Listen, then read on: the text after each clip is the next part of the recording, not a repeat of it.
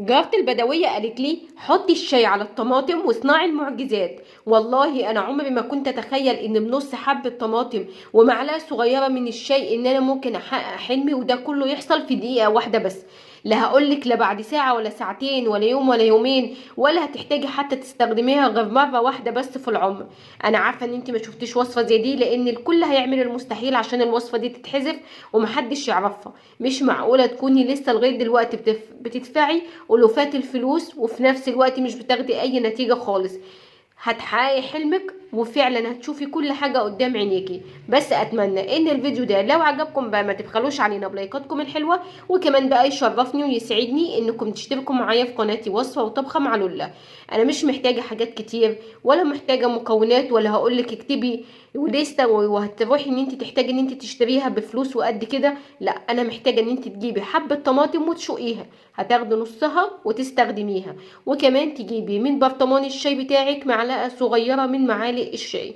تمام كده؟ تمام. طب احنا هنعمل ايه؟ وايه هي المعجزة اللي هنعملها؟ وايه الحلم اللي هنحققه؟ كل حاجة هتشوفوها وتعرفوها. اهم حاجة ان انتوا تشوفوا الوصفة صح وكمان تستخدموها صح. اول حاجة انا معايا نص حبة الطماطم، مش هنحتاج حبة كاملة. وهقولك لو انتي في اي وقت تستخدمي حبة وفي اي وقت تستخدمي نص الحبة.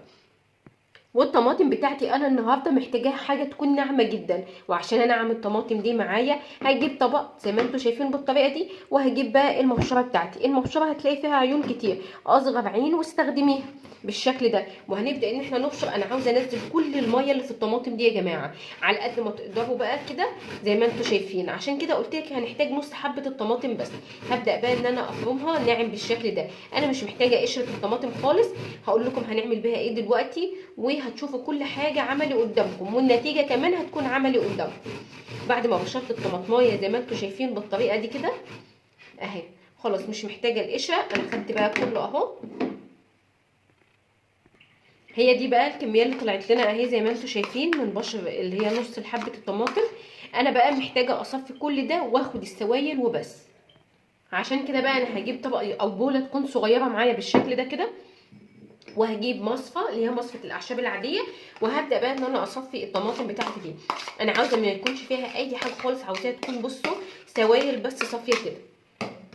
نبدا نصفي فيها. شايفين كل السوائل اللي فيها؟ حاولي على قد ما تقدري اضغطي اضغطي اضغطي وصفيها كويس قوي. خلاص هو ده دي الكميه اللي طلعت معايا اهي، دي اللي انا محتاجاها. هنبدا ان احنا بقى نجيبها كده، هتبقى حوالي معاكي زي معلقتين كبار بالشكل ده كده. هضيف عليهم بقى نص معلقه من الملح اللي هو ملح الطعام العادي، وهبدا بقى ان انا اقلب الملح مع ميه الطماطم كويس قوي لغايه ما الملح ده يدوب معايا. بصوا ما يتبقاش فيه اي حاجه خالص. واتاكد كويس، خدي يعني وقتك في الخطوه دي لغايه ما تتاكدي ان خلاص ما عادش فيه اي اثر تماما بالشكل ده. بعد كده بنفس المعلقه ديت هحتاج بقى معلقه واحده من البن. بس يفضل كمان لو انت لقيتي البن الغامق، كل ما كان البن بتاعك غامق، بس اهم حاجه ان انت تستخدمي بن، والبن العربي ده ممتاز جدا. ولو لقيتي منه كمان اللي هو الاسود هيكون ممتاز. انا ما لقيتش عندي ولفيت كتير ما لقيتش غير البن ده. طبعا كل ما كان لون البن غامق كل ما نتيجه وصفتك كانت افضل وافضل كمان.